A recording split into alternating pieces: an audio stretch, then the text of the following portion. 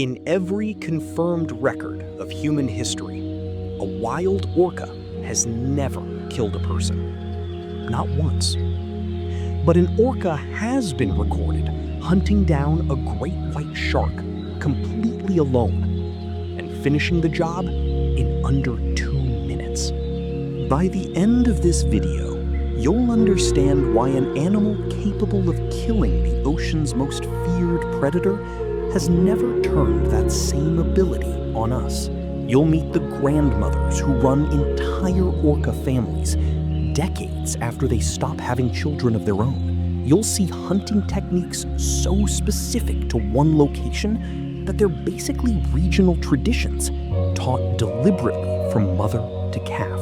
And we'll finish with the real story behind the name killer whale, and why the fear built into that name never matched the animal wearing it. Start with the family structure, because it's almost nothing like what most predators do.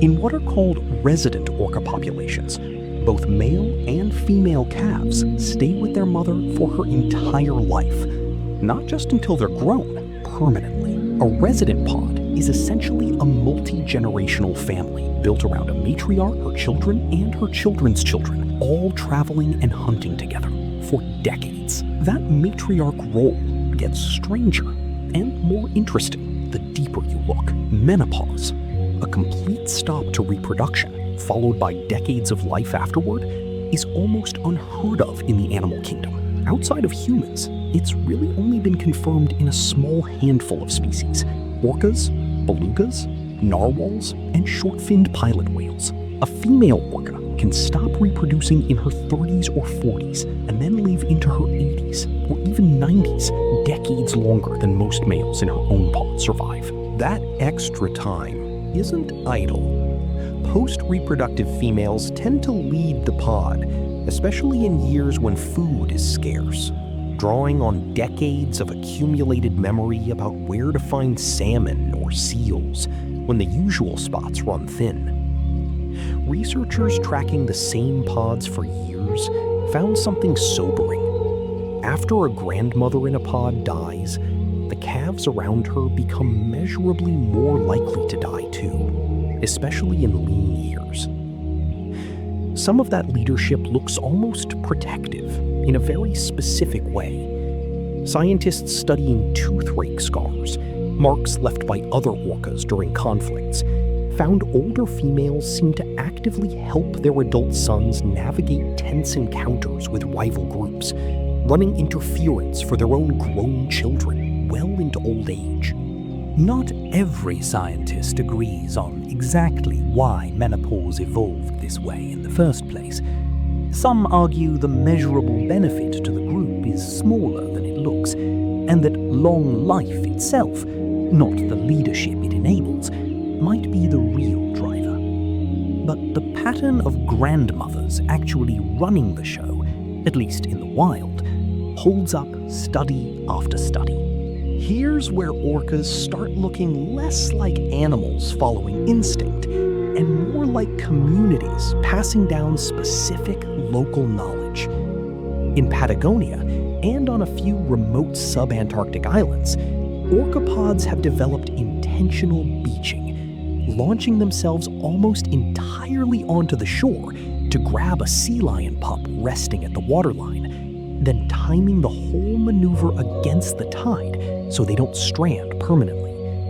It's genuinely dangerous, and it isn't instinctive in every orca. It's taught.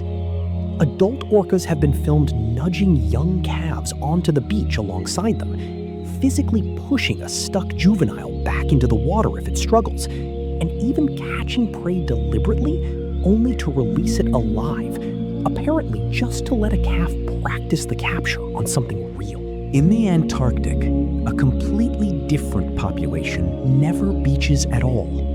Instead, they've developed wave washing. Several orcas swimming in coordinated formation to generate a large wave that knocks a resting seal clean off an ice floe. Researchers studying this technique noticed something remarkable. When calves are nearby watching, the adults perform the maneuver more slowly and less efficiently than they're clearly capable of, almost like they're deliberately demonstrating the mechanics in slow motion for an audience. Off the coast of Norway, yet another population never touches a beach or an ice floe at all. They practice carousel feeding, a coordinated group herding an entire school of herring into a single tight, terrified ball near the surface, then taking turns slapping through it with their tails to stun fish by the dozens. That technique alone can take years of practice to master. None of these techniques are shared between populations by coincidence. Pods that live nowhere near each other never independently invent the same specialty, and pods that share the same general waters but come from different family lines can hunt completely differently, purely because of what they were taught, not what they're built for. Layer on top of that the fact that different orca populations even have distinct vocal dialects, patterns of calls specific to one family line, and you get something biologists are increasingly comfortable calling exactly what it sounds like: culture. All of that coordination and teaching adds up to a hunting ability that, at its peak, is hard to overstate. Off the coast of South Africa, two male orcas, nicknamed Port and Starboard, identifiable by their collapsed dorsal fins, have spent the better part of a decade doing something researchers had barely documented before: hunting great white sharks. Not scavenging them, actively targeting them. Their technique is almost surgical. Grab a shark by the pectoral fin, flip it upside down to trigger a natural paralysis response called tonic immobility.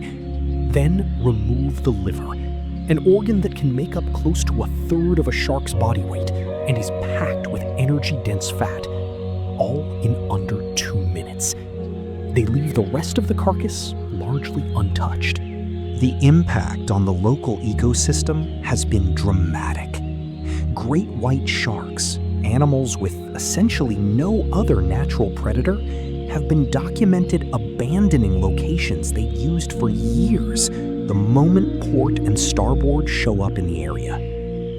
In 2023, researchers filmed Starboard doing something even more remarkable: taking down a great white shark completely alone. No partner, no pod backup, start to finish in under 2 minutes. Put plainly, an orca has demonstrated it can, by itself, kill one of the most feared predators in the entire ocean. Keep that fact in your head for the next part. Which brings us back to where we started, because the name killer whale has a specific origin story most people have never heard. Sailors, centuries ago, watched orcas hunting in coordinated groups, taking down prey many times their size, including actual large whales. Early Spanish mariners called them ballena asesina, whale killer. Somewhere in translation and popular use, that got flipped around into killer whale, a name built entirely around what they kill, not who they are. It stuck, and for a couple of centuries afterward, that name did real damage. Orcas were widely treated as dangerous vermin, something to be shot on sight near fishing grounds. Here's what actually gets left out of that story. In the entire recorded history of wild orca encounters, there is no confirmed case of a wild orca killing a human being. Not one. There's exactly one well-documented non-fatal incident, a surfer bitten in 1972, and even that's generally explained as mistaken identity. He was in a black wetsuit in an area full of sea lions, and the orca let go and swam off almost immediately once it apparently realized what it had actually grabbed. The only human deaths connected to orcas at all happened in captivity, in artificial environments no wild orca has ever experienced. And researchers are clear, those situations don't reflect natural orca behavior. Sit with that contrast for a second.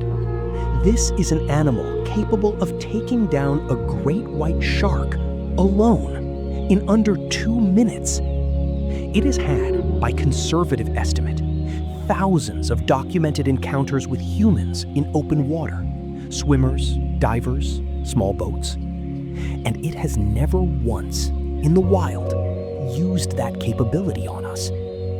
Whatever killer whale was supposed to mean when sailors coined it, the pattern in the actual data looks a lot more like restraint than the name ever gave them credit for.